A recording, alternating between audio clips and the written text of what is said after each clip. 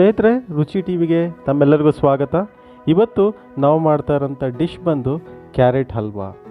ಬನ್ನಿ ಕ್ಯಾರೆಟ್ ಹಲ್ವಾ ಮಾಡೋದು ಹೇಗೆ ಅಂತ ನೋಡೋಣ. ನಾವಿವತ್ತು ಕ್ಯಾರೆಟ್ ಹಲ್ವಾ ಮಾಡ್ಕೊಳ್ತಾ ಇದ್ದೀವಿ. ನಮಗೆ ಬೇಕಾಗಿರುವಂಥದ್ದು ಕ್ಯಾರೆಟು. ಇದನ್ನು ನಾನು 4 ಕ್ಯಾರೆಟ್ ತೊಗೊಂಡು ತುರ್ಕೊಂಡಿದ್ದೀನಿ. ಮತ್ತು 1 ಬೌಲ್ನಷ್ಟು ಹಾಲು ತೊಗೊಂಡಿದ್ದೀನಿ. ಅದಕ್ಕೆ 1 ಬೌಲ್ನಷ್ಟು ಸಕ್ಕರೆ ತೊಗೊಂಡಿದ್ದೀನಿ.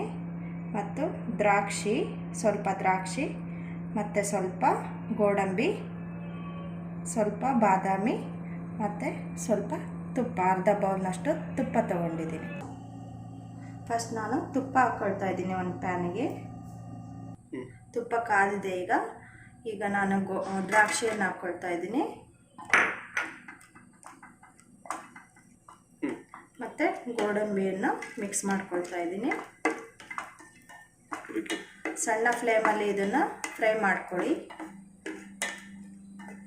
ಒಂದು ಬೌಲಿಗೆ ಶಿಫ್ಟ್ ಮಾಡ್ಕೊಳ್ಳೋಣ.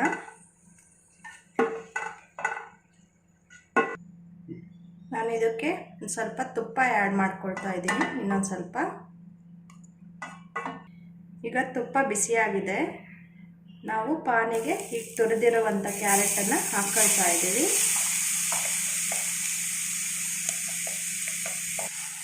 ಇದನ್ನು ಸ್ವಲ್ಪ ಹಸಿ ವಾಸನೆ ಹೋಗೋ ತನಕ ಫ್ರೈ ಮಾಡಬೇಕು.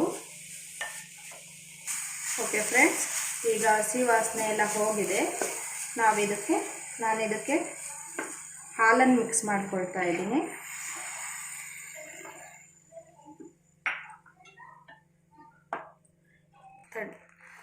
ಓಕೆ, ನಾವು ಕ್ಯಾರೆಟು ಮುಳುಗೋ ಅಷ್ಟು ಹಾಲನ್ನು ತೊಗೊಂಡಿದ್ದೀವಿ.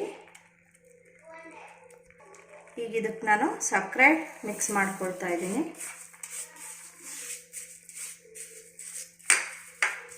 ನಿಮಗೆ ಬೇಕಾದರೆ ಸ್ವೀಟ್ ಸಕ್ಕರೆ ಕರಗಿದೆ. ನಾವು ಇದನ್ನು 5 ನಿಮಿಷ ಬೇಯಕ್ಕೆ ಬಿಡೋಣ.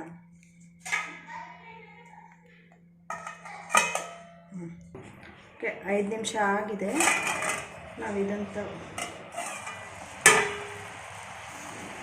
ನಾವು ಇದಕ್ಕೆ ಏಲಕ್ಕಿ ಪೌಡ್ರ್ ಆ್ಯಡ್ ಮಾಡ್ಕೊಳ್ಳೋಣ.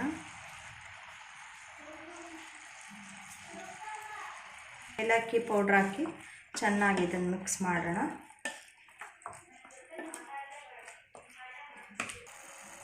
ಫಸ್ಟು ಬಾದಾಮಿ ಹಾಕ್ಕೊಳ್ರಿ. ನೆಕ್ಸ್ಟು ನಾವು ಫ್ರೈ ಮಾಡ್ಕೊಂಡಿರೋಂಥ ಗೋಡಂಬಿ, ದ್ರಾಕ್ಷಿಯನ್ನು ಹಾಕ್ಕೊಳ್ಳೋಣ. ಇದನ್ನು ಚೆನ್ನಾಗಿ ಮಿಕ್ಸ್ ಮಾಡ್ಕೊಳ್ಳೋಣ. ಕ್ಯಾರೆಟ್ ಹಲ್ವಾ ರೆಡಿಯಾಗಿದೆ. ನೀವು ಇದನ್ನು ಮನೇಲಿ ಮಾಡಿ ಹೇಗೆ ಬಂತು ಅಂತ ಕಾಮೆಂಟ್ನಲ್ಲಿ ನನಗೆ ತಿಳಿಸಿ.